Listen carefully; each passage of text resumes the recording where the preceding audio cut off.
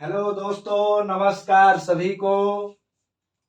Hi friends, आज आप लोगों को एडुकेयर एकेडमी चैनल के माध्यम से क्लास 9th का केमिस्ट्री का चैप्टर नंबर 1 पढ़ाया जाएगा, जिसका नाम है पदार्थ यानी कि मैटर।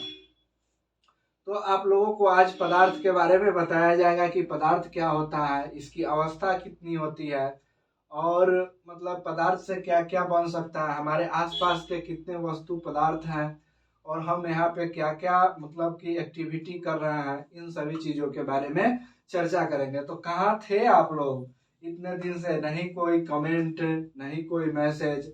चलिए फिर भी हम क्लास 9th के आज केमिस्ट्री का चैप्टर नंबर 1 कराते हैं, ठीक है। सबसे पहले हम लोग जानेंगे इसमें कि रसायन शास्त्र क्या होता है।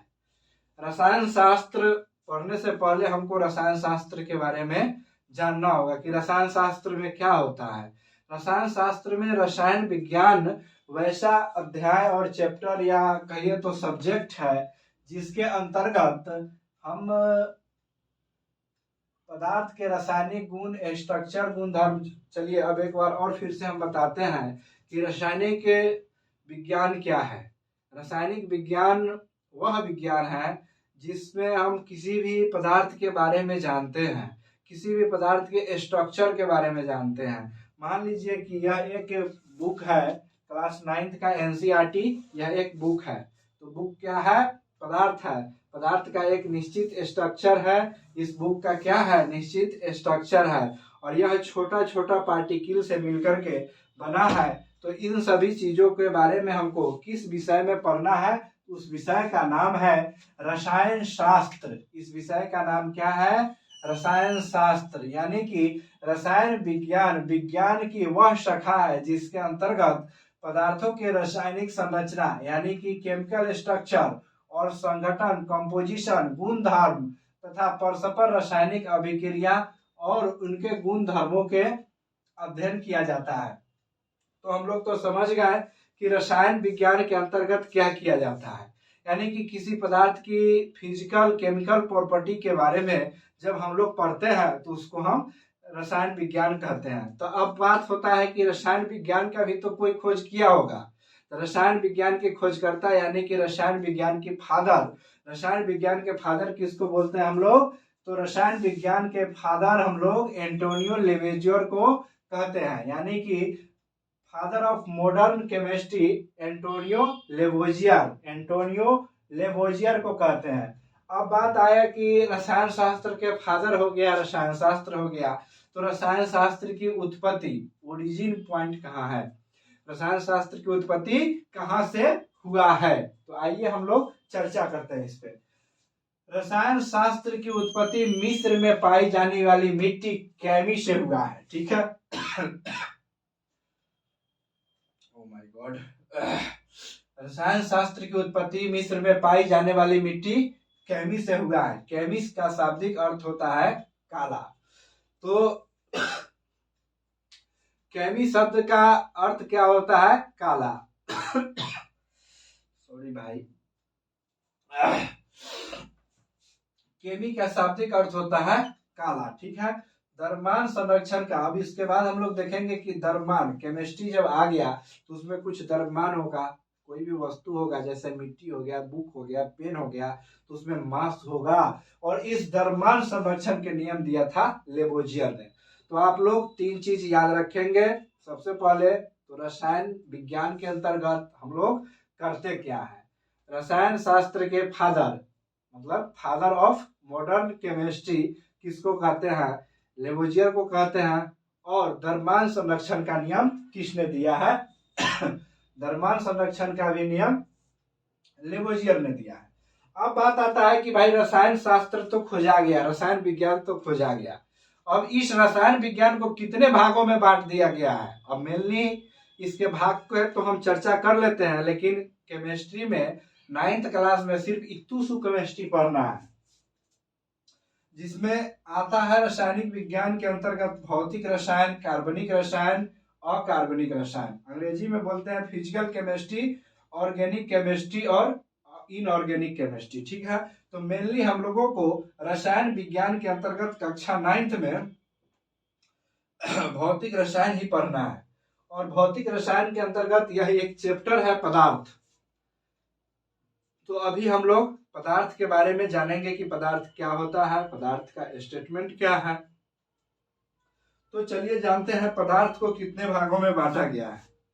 पदार्थ को सबसे पहले वर्गीकरण किया गया है रासायनिक वर्गीकरण, और दूसरा किया गया है भौतिक वर्गीकरण। तो पहले हम लोग पढ़ लेंगे भौतिक वर्गीकरण। भौतिक वर्गीकरण के एक में क्या होता है, ठोस होता है, दो में द्रव होता है, ठीक है, तीन नंबर में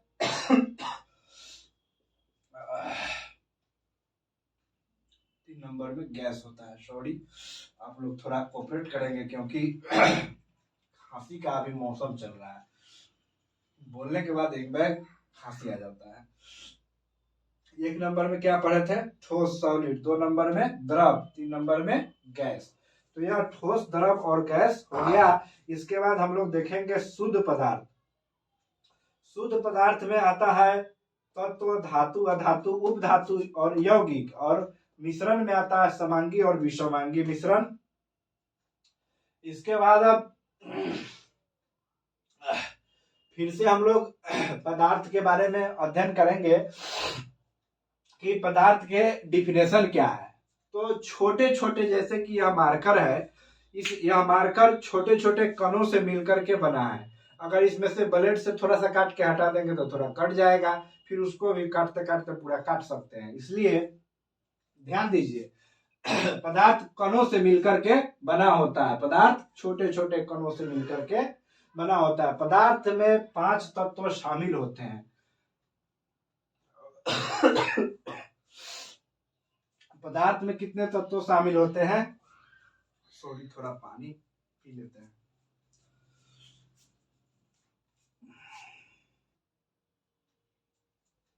चलिए, हम लोग यहाँ पे थे कि पदार्थ की अवस्था के बारे में हम लोग चर्चा कर रहे हैं। नहीं, इससे पहले थे हम लोग कि पदार्थ में 5 तत्व शामिल होता है। क्या क्या शामिल होता है, वायु, पृथ्वी, अग्नि, जल और आकाश। इसके बाद पदार्थ के अवस्था होता है ठोस, द्रव और गैस। पदार्थ की 3 अवस्था होता है, ठोस, द्रव और गैस।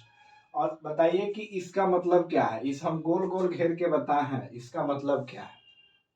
इसका मतलब है कि जवन ज्यादा घनियाल रहेगा, एकदम घनियाल घनियाल, वो ठोस रहेगा। उसके बाद इसके अपेक्षा जो थोड़ा सा हटा हटा रहेगा उसको हम लोग द्रव बोलेंगे। जो पूर्णतः मतलब कि बहुत ज्यादा डिस्टेंस पर होगा इसको हम लोग गैस बोलेंगे। तो यह हटा हटा, सटा सटा के मतलब क्या होता है, इसका ज्यादा सटल है, इसका मतलब इसका अंतर आणविक बल मतलब एकदम पकड़े हुआ है। जैसे कि मान लीजिए कि लोहा, लोहा जैसे ट्रेन की पटरी आप लोग देखते होंगे, तो ट्रेन की पटरी इतना हार्ड होता है, उसके ऊपर से कुछ बहुत बड़ा बड़ा ट्रेन गुजर जा रहा है, जबकि लोहा मात्र इतने ही मोटा है, और उसके ऊपर से कितना बड़ा ट्रेन गुजरता है, कितना लोडेड गाड़ी चलती है। उसी के अनुसार यहाँ समझने की कोशिश कीजिएगा कि इतना मोटा ट्रेन की पटरी के ऊपर से उतना वजन का ट्रेन गुजर जाता है, फिर भी उसको कुछ नहीं होता। इसका मतलब है कि उसका अंतर आणविक स्थान जो होगा ना, बीच का जो गैप होगा, उसके तो पदार्थ जो मिलकर बना है कण से, तो ये जो स्थान है यानी कि गैप है, यह गैप लोहा के अंदर बहुत कम है, बहुत कम है, नगण्य के मात्रा में गैप है। और बहुत कम गैप होने के कारण यह गैप जितना कम होगा, यानी कि उसका सॉलिड का जो नेचर होगा, ठोस का जो नेचर होगा, वह बहुत हार्ड होगा, बहुत बरियार होगा। इसलिए लोहा को देख करके समझिए ट्रेन की पटरी, वो इतना बरियार होता है कि उसके ऊपर से उतना भारी विशाल ट्रेन गुजर जाता है। एक ट्रेन नहीं, डेली हजारों ट्रेन गुजरता है, मात्र इतू सी पटरी होता है पतला सा उसके ऊपर से, लेकिन फिर भी कुछ नहीं होता है। क्यों कुछ नहीं होता है?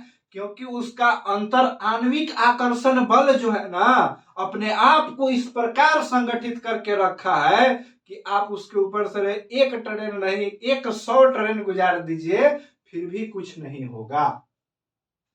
आशा करते हैं कि ये सब बात आप लोगों को समझ में आया होगा।